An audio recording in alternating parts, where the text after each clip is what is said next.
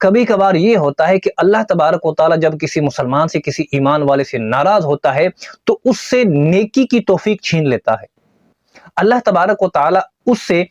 اپنی عبادت کی توفیق چھین لیتا ہے،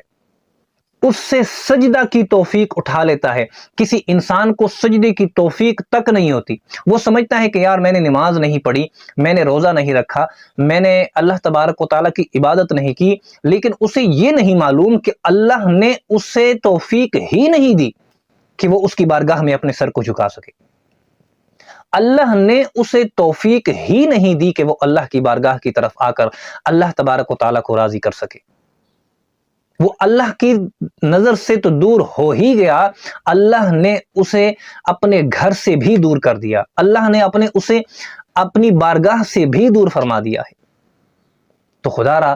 جب بھی آپ کبھی ایسا کوئی گناہ کریں تو بجائے اس پر